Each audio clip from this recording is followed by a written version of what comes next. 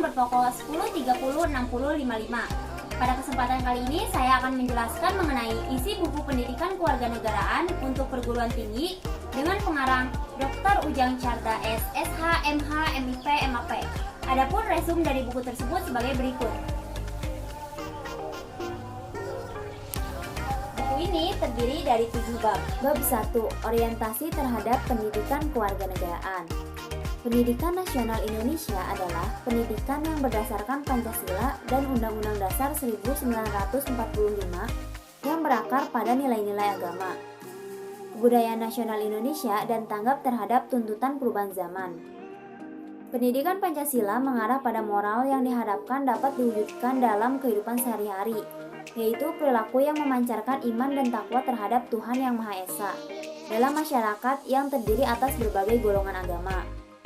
Perilaku yang bersifat kemanusiaan yang adil dan beradab, perilaku kebudayaan, dan beraneka ragam kepentingan. Perilaku yang mendukung kerakyatan yang mengutamakan kepentingan bersama di atas kepentingan perorangan dan golongan. Bab 2, memahami identitas nasional sebagai karakter bangsa Indonesia. Istilah identitas nasional atau national identity berasal dari kata identitas dan nasional. Identitas atau identity secara harfiah berarti ciri-ciri, tanda-tanda, atau jati diri yang melekat pada seseorang atau suatu yang membedakannya dengan yang lain. Sedangkan kata nasional atau nasional merupakan identitas yang melekat pada kelompok-kelompok yang lebih besar yang diikat oleh kesamaan-kesamaan, baik fisik seperti budaya.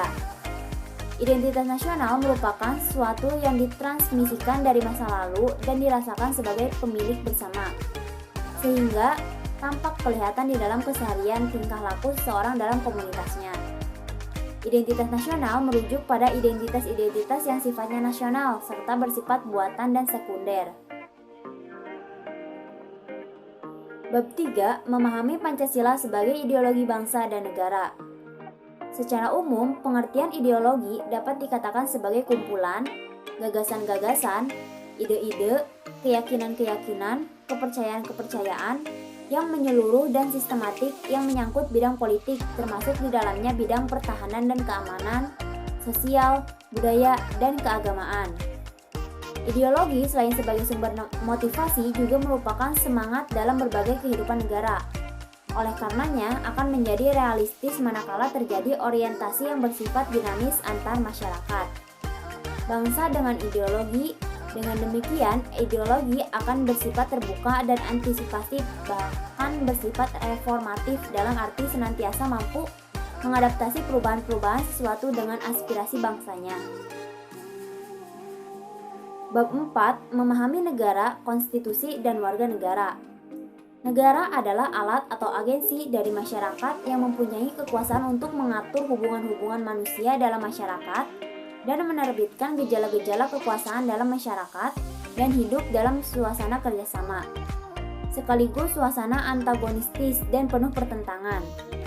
Pengertian konstitusi di zaman Yunani kuno masih bersifat material, dalam artian belum terbentuk seperti yang dimengerti pada zaman modern sekarang. Namun, perbedaan antara konstitusi dengan hukum biasanya sudah tergambar dalam pembedaan yang dilakukan oleh Aristoteles terhadap kata polite dan namoi. Warga negara merupakan terjemahan dari citizen dalam bahasa Inggris yang mempunyai arti warga negara, petunjuk dari sebuah kota, sesama warga negara, sesama penduduk, orang setanah air, bawahan atau kaula, sedangkan warga mengandung arti peserta, anggota atau warga dari suatu organisasi atau perkumpulan. Dengan pernyataan tersebut bahwa warga negara merupakan warga atau anggota dari organisasi yang bernama negara. Bab 5, memahami negara hukum, hak asasi manusia, dan demokrasi.